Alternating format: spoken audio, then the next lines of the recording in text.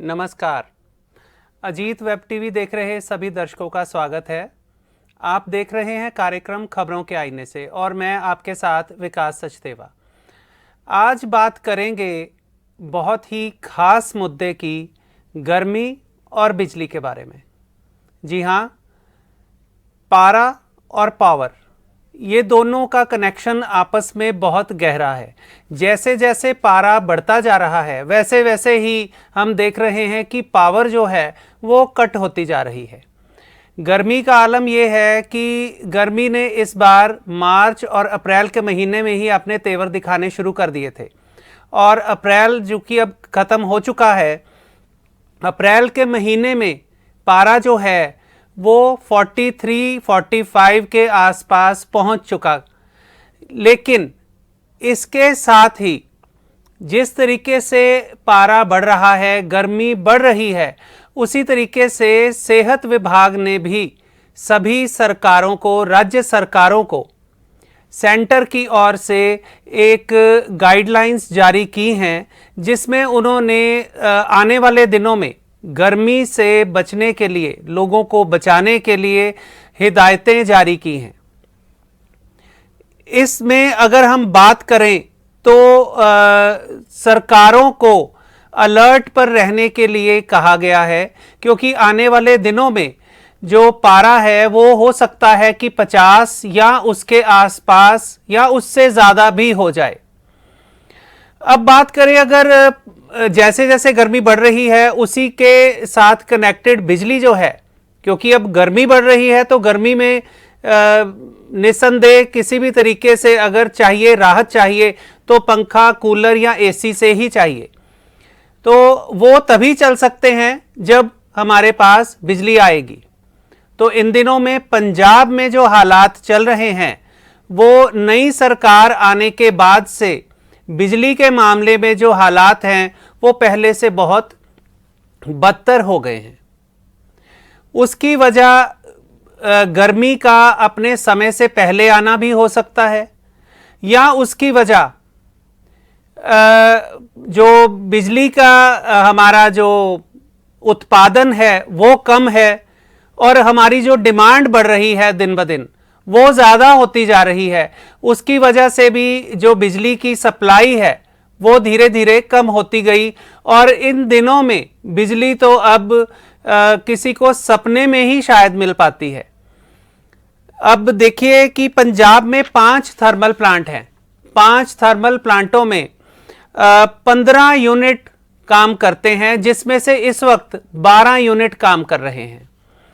तलवंडी साबो और गोविंदवाल साहब और लहरा मोहब्बत, इन 3 जगह पर एक एक प्लांट जो है, एक एक यूनिट, इन तीनों प्लांटों का एक एक यूनिट बंद हो चुका है। उसकी वजह से क्या हो रहा है कि 1500 मेगावाट जो बिजली का उत्पादन है वो कम हो रहा है। अब पंजाब में इस वक्त जो बिजली की डिमांड है वो 10,000 मेगावाट यूनिट से ऊपर चली गई है। गर्मी अधिक होने की वजह से 10,000 मेगावाट यूनिट से ऊपर जा चुकी है जो डिमांड है। लेकिन जो सप्लाई है वो सप्लाई इस वक्त 9,300 के आसपास हो रही है। जो प्रोडक्शन है, बिजली की जो production Punjab power corporation limited जो कर रहा है वो 9,300 के आसपास की प्रोडक्शन है। अब अगर बात करें बिजली के उत्पादन की, उसकी डिमांड और सप्लाई की, तो डिमांड धीरे धीरे बढ़ती जा रही है, सप्लाई कम होती जा रही है। और यहाँ पर आकर अगर हम देखते हैं तो क्या हो रहा है कि बिजली जो है वो लंबे लंबे कट लगने शुरू हो गए हैं।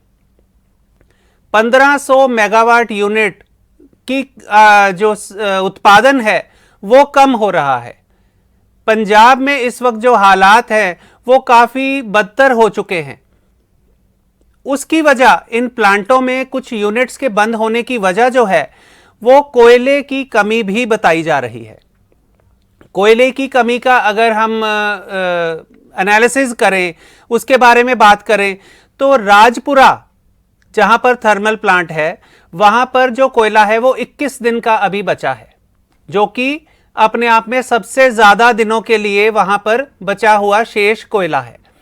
अगर बात करें रोपड़ थर्मल प्लांट की तो वहां पर 9 दिन का, लहरा मोहब्बत में 3 दिन का, गोविंदवाल साहिब प्लांट में 4 दिन और तलवंडी साबो में करीब 7 दिन के आसपास का जो कोयला है वो बचा है। अगर ये कोयले की आपूर्ति समय से नहीं होती है तो आने वाले दिनों में पंजाब में ब्लैकआउट भी हो सकती है। ऊपर से पारा, सूर्य देवता चमक रहे हैं, चिलचिलाती हुई धूप, उसमें ऊपर से कोयले की कमी और बिजली के उत्पादन की कमी। आने वाले दिनों में ये संकट और भी गहरा हो सकता है अगर समय रहते ही कोयले की आपूर्ति पूरी ना की गई या बिजली का उत्पादन पूरी तरह से ना ठीक हो पाया। इसी के चलते हुए सरकार ने पिछले कुछ दिन पहले ही लुधियाना और पंजाब के बाकी जगह पर जो फर्नेस उद्योग हैं उनको पूरे दिन के लिए, कुछ दिन के लिए बंद करने का फैसला भी किया था, जिसका काफी विरोध भी हुआ। इसी क्रम में चलते हुए पंजाब सरकार ने स्कूलों का जो टाइम है वो भी बदल दिया।